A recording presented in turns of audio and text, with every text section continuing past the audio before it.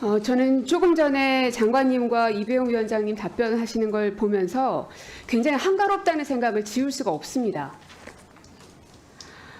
장관께서 그러셨죠. 어느 정도 지금 현장에서 의대 정원 관련해서 진도가 나가고 있다.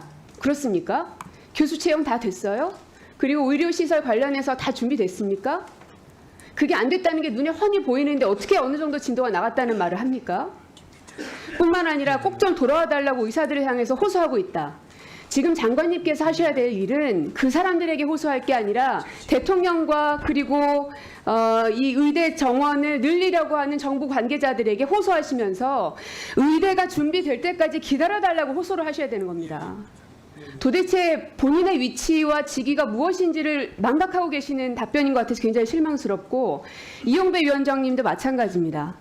기껏해서 이배용 위원장님, 기껏해서 지금 이제 의대 정원 문제가 굉장히 심각한 현안으로 떠올라 있는데, 국가교육위원회는 국가교육의 중장기적인 의제 설정을 해야 되는 아주 중요한 기관인데, 뭐라고 하셨냐면, 그러니까 기구를 확장해 주십시오.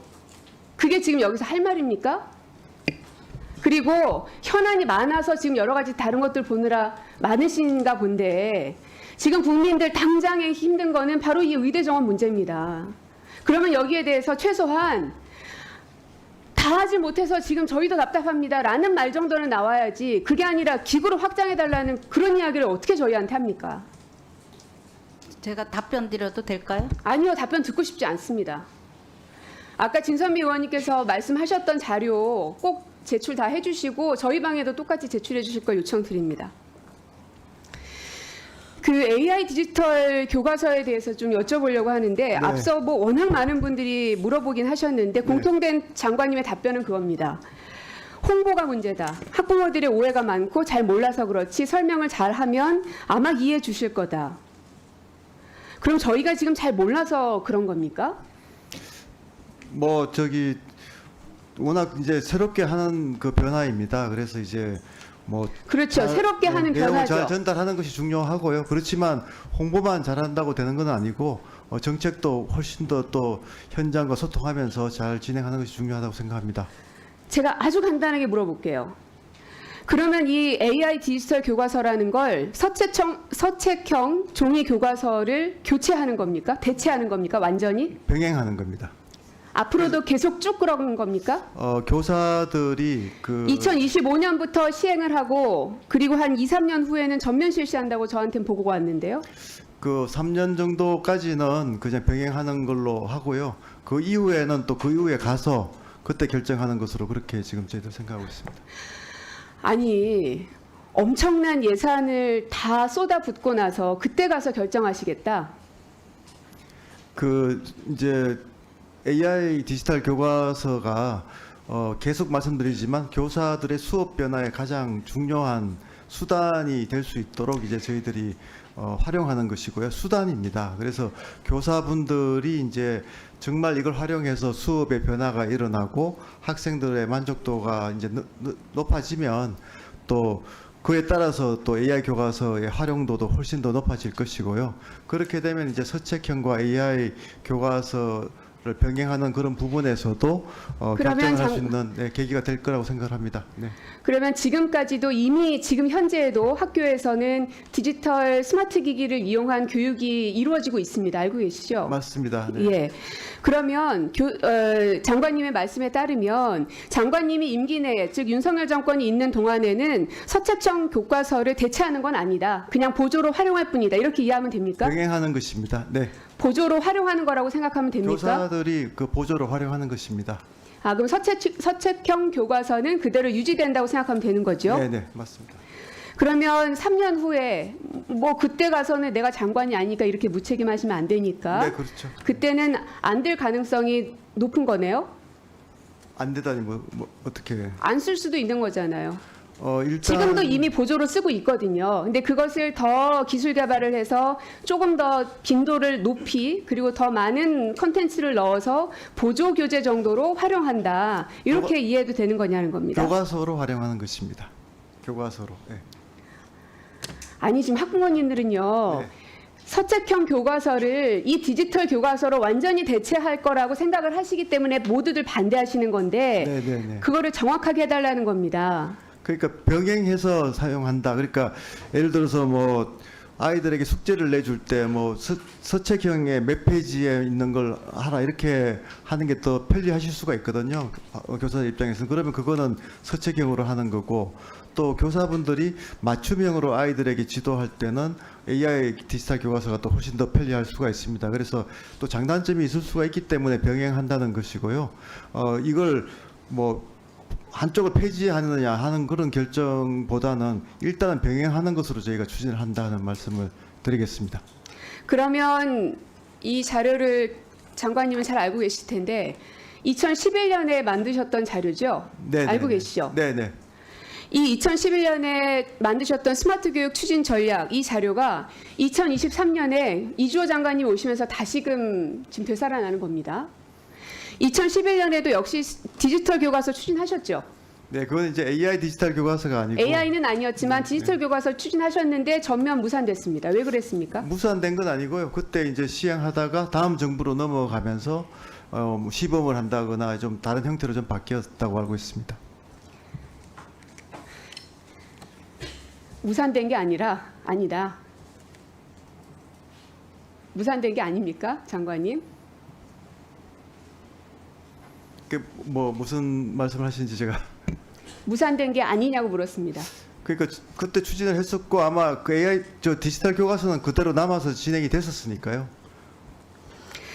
그 당시에 163개 시범학교를 돌렸는데 무려 6개 학교만 디지털 교과서를 활용했었습니다.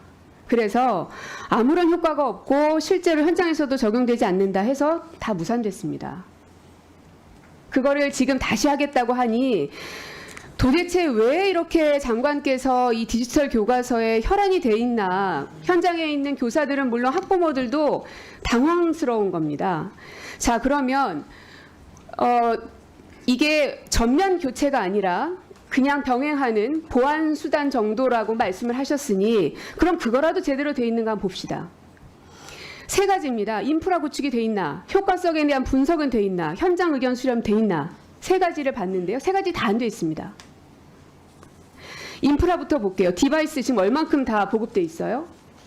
뭐 디바이스는 뭐 각 교육청마다 1인 1디바이스 정책을 또 오랫동안 추진해 왔기 때문에 상당수 이제 보급이 되고 있는 걸로 알고 있습니다. 예, 상당수 보급이 돼 있는 걸로 장관께서는 알고 계시지만 서울만 보더라도 1인당 보급 대수가 0.5밖에 안 됩니다.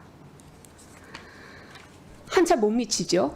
전북, 제주는 더 마찬가지죠. 인천, 세종 다 그렇습니다. 1인 1 디바이스가 되는 데가 별로 없어요. 자, 그 다음 장 보시면 그러면 인터넷 속도 구간별 학교 수가 현황이 어떻게 되나. 왜냐하면 그냥 PDF 파일 보는 거 아니잖아요. 뭐 여러 가지 영상도 아마 보시게 될 거고 그러면 더 다양한 기능들을 학생들이 구현 받을 수 있어야 할 텐데 그러려면 속도가 돼야 되지 않습니까? 네. 예. 속도 목표가 얼만큼 돼야 된다고 보세요? 저희가 뭐 고속 무슨 네트워크는 100% 구축이 목표고요. 아니, 지금 계속 점검을 하고 있고 아마 이거는 뭐 디바이스와 함께 그 네트워크도 100%로 달성할 수 있다고 생각합니다. 목표 속도가 얼만큼 됩니까? 목표 속도는 뭐 각 학교 상황에 따라 좀 달라질 수도 있어서요. 제가 어떻게 구체적인 학교 수치는 상황마다 달라요. 교과서가 다 똑같은데. 뭐 학생이 뭐 굉장히 많은 학교도 있고 또 작은 학교도 있기 때문에 그 누가 뒤에 역량이나 이런 아는 분 것들은- 계시면 말씀해 주세요. 네, 우리 담당자가 좀 말씀하시죠. 국장이 좀.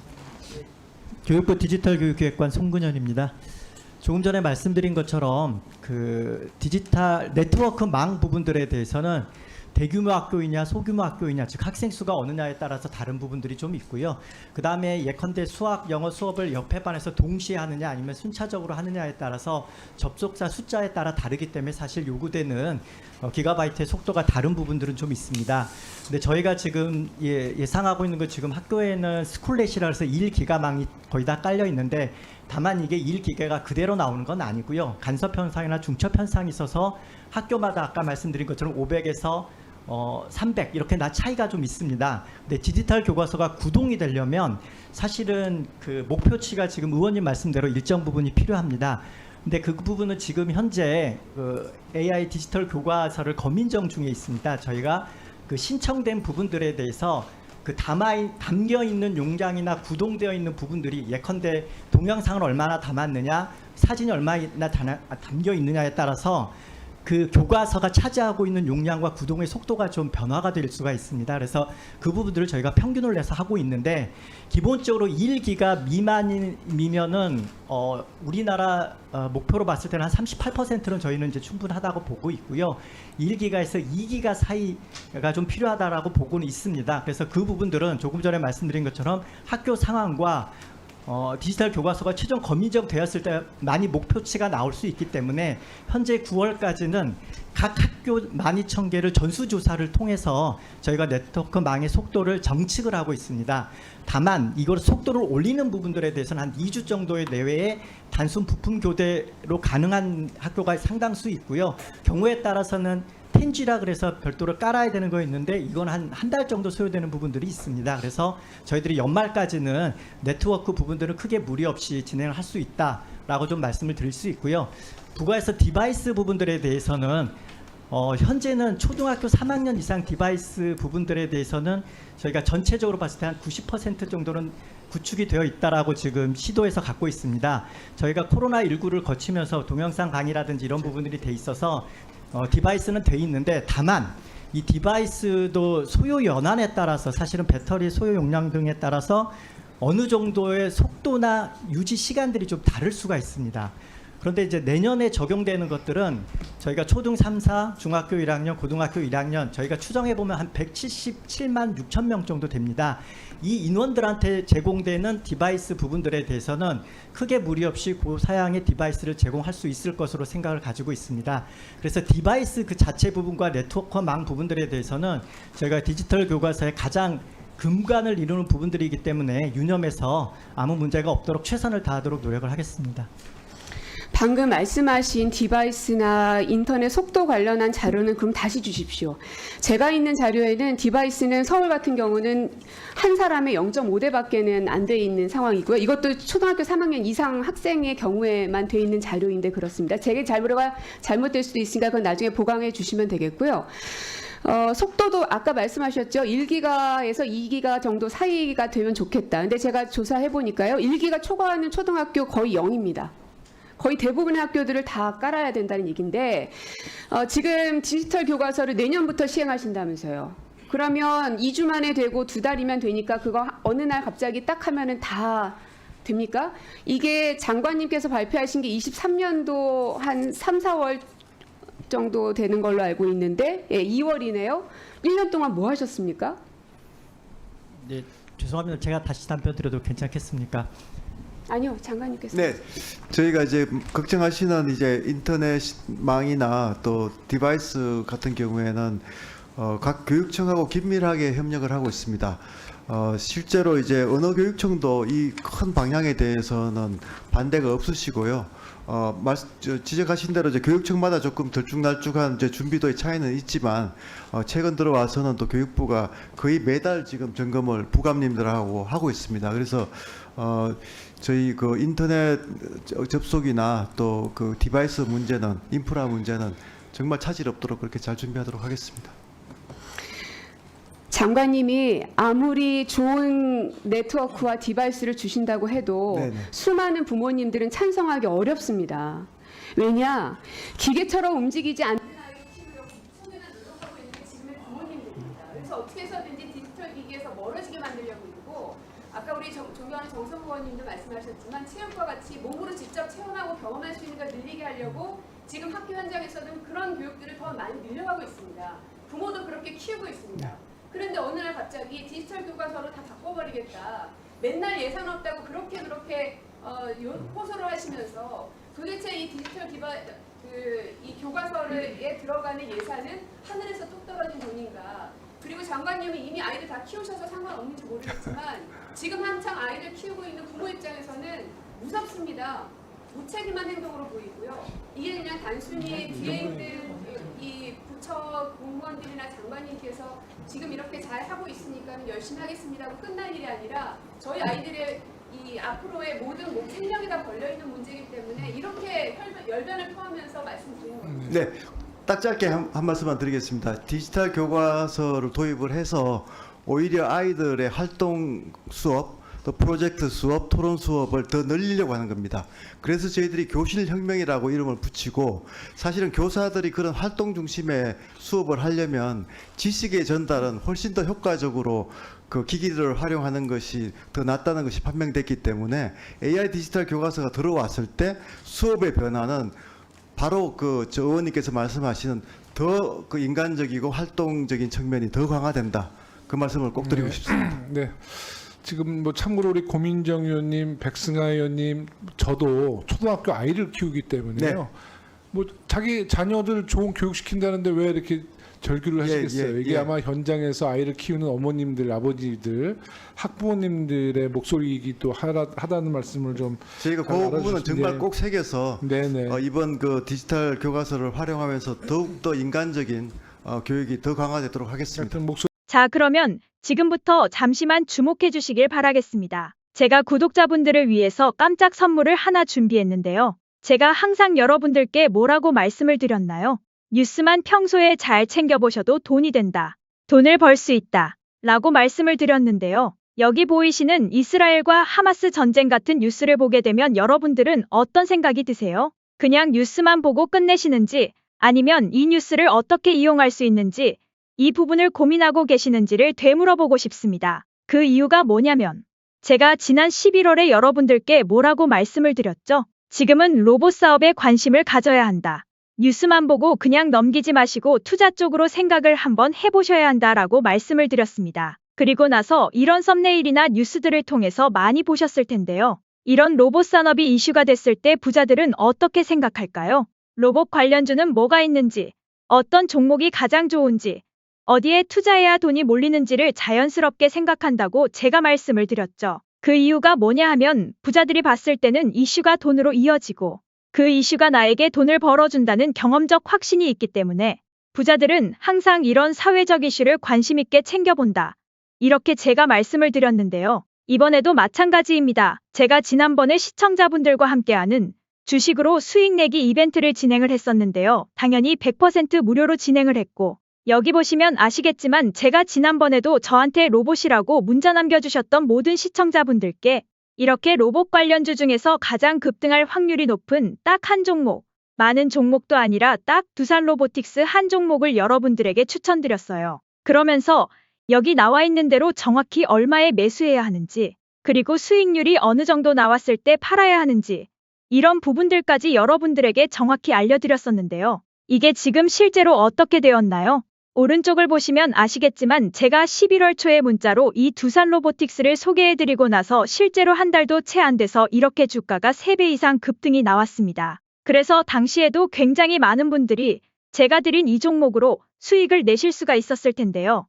다시 한번 축하드린다고 말씀을 드리겠고, 이번에도 마찬가지입니다. 최근에 이슈가 되고 있는 게 하마스 이스라엘 전쟁이기 때문에 전쟁이 계속해서 심화되면 피해가 커지게 되고 전쟁에 필요한 물자나 의료 지원 물품들이 반드시 필요할 수밖에 없다. 그럼 그 중에서 전쟁을 실제로 해본 경험이 있고 의료 수준이 높은 우리나라 기업들 중에 한 곳이 가장 크게 부각을 받을 수밖에 없다.